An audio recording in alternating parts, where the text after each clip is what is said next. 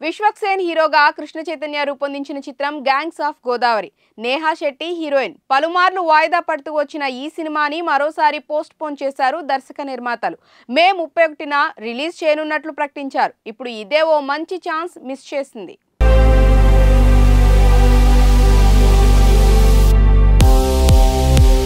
కారణాలు ఏమైనా gangs of Godavari మే 17 నుంచి వాయిదా వేసుకొని మే 31కి వెళ్లిపోవటం మంచి నిర్ణయం కాదనే అభిప్రాయం ట్రేడ్ వర్గాల్లో వ్యక్తమవుతోంది. ఎందుకంటే ఎన్నికల హడావుడి పూర్తయిన తరుణంలో జనాలు మెల్లగా సినిమాల వైపు తొంగి చూస్తారు. నిన్నటిదాకా ప్రచారాలు, ఓట్ల దందాలు, డబ్బు పంపకాలు, ప్రయాణాలు, టీవీలో వార్తలు, విశ్లేషాలు, మిత్రులతో చర్చలు ఇలా బోలెడు సమయం ఎలక్షన్ల కోసమే కేటాయించి అలసిపోయారు. ఇప్పుడు అత్యవసరంగా వినోదం కావాలి. సగటు తెలుగువాడు ముందుగా పెట్టుకునే ఆప్షన్ థియేటర్. కానీ ఇక్కడే ఉంది అసలు ట్విస్ట్.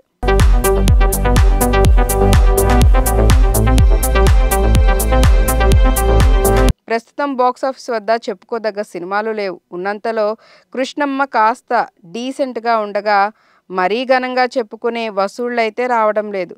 టైమింగ్ చూసుకొని వచ్చిన ప్రతినిధి 2 వీక్ కంటెంట్ వల్ల తేలిపోయింది. అంతకుముందు వచ్చిన ప్రసన్నవదనంనే రకరకాల ప్రమోషన్ స్ట్రాటజీలతో నిర్మాత పుష్ చేసే ప్రయత్నం చేస్తున్నారు. కానీ అదేమంత గొప్ప ఫలితం ఇవ్వటం లేదు. ఆ ఒక్కటి అడకు ఆల్రెడీ సైలెంట్ అయిపోయింది. వీటికన్నా ఏ సెంటర్స్లో Hollywood movie the kingdom of planet of the apes మెరుగైన ఆక్యుపెన్సీలు చూపిస్తోంది. ఒకవేళ గ్యాంగ్స్ ఆఫ్ గోదావరి కనుక ఈ శుక్రవారమే వచ్చి ఉంటే భారీ ఓపెనింగ్స్ దక్కేవని బయ్యర్లు అభిప్రాయపడుతున్నారు. ఎప్పుడో డిసెంబర్ నుంచి అనుకుంటున్న సినిమా ఇప్పుడు మే వచ్చినా కూడా ఇంకా సిద్ధంగా లేకపోవటం ఏమిటని ప్రశ్నిస్తున్నారు. పైగా మే 31 పోటీ ఎక్కువగా ఉంటుంది.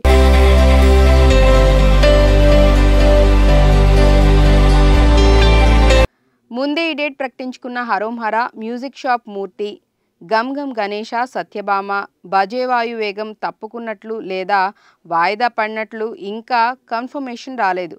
1-2 అవ్వచ్చు. కానీ సోలోగా పండుగ చేసుకోవాల్సిన గ్యాంగ్స్ ఆఫ్ గోదావరి ఇప్పుడు రెవెన్యూని పంచుకోవాల్సి ఉంటుంది.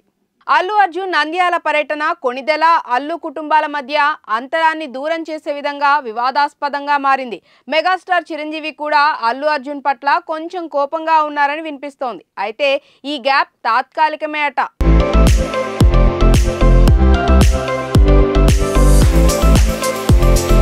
సినిమాలకు సంబంధం లేకుండా రామ్ చరణ్, అల్లు అర్జున్ ఇద్దరు ఒకేసారి వేర్వేరు కారణాల వల్ల ట్రెండింగ్లోకి రావటం అరుదు.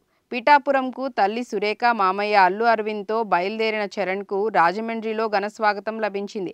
బాబాయ్ పవన్ కళ్యాణ్ గెలుపు కోసం జనసేన తరపున వెళ్తున్నట్లు చరణ్ టీం ఎక్కడా చెప్పలేదు. కానీ ప్రచారానికి చివరి రోజైన ఆదివారమే దీనికి ఎంచుకోవటం ఎందుకో స్పష్టంగా చెప్పొచ్చు. పైగా జగన్ పిఠాపురం వస్తున్న రోజే చరణ్ ట్రిప్ ప్లాన్ చేయటం వల్ల సోషల్ మీడియా అటెన్షన్ని మెగా వైపు తిప్పడమనే స్ట్రాటజీని తేలిగ్గా తీసుకోలేం.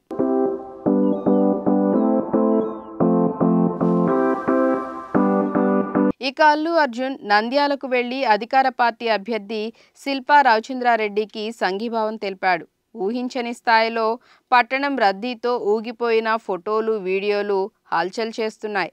అలా అని బన్నీ పూర్తిగా వైసీపీకి మద్దతిస్తున్నట్లు కాదు. నిన్నే పవన్ కళ్యాణ్కు విషెస్ చెబుతూ ట్వీట్ చేయటం చూశాం.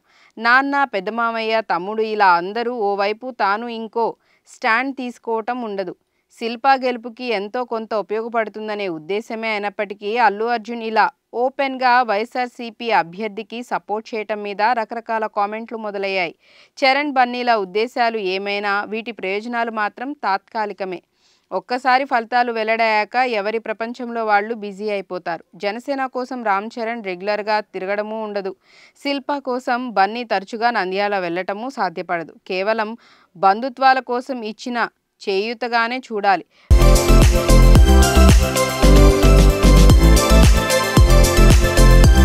వెంకటేష్ సైతం ఈ సూత్రాన్నే పాటించాడు. నియోజకవర్గాల వారీగా ఫలితాలు వచ్చాక ఎవరి ప్రభావం ఎంత ఉందో ఒక అంచనాకు రావచ్చు. చరణ్ జనసేన సపోర్ట్ స్పష్టమే. కానీ అల్లు అర్జున్, వెంకటేష్ విషయంలో చూడాల్సింది రాజకీయం కాదు, బంధుప్రీతే.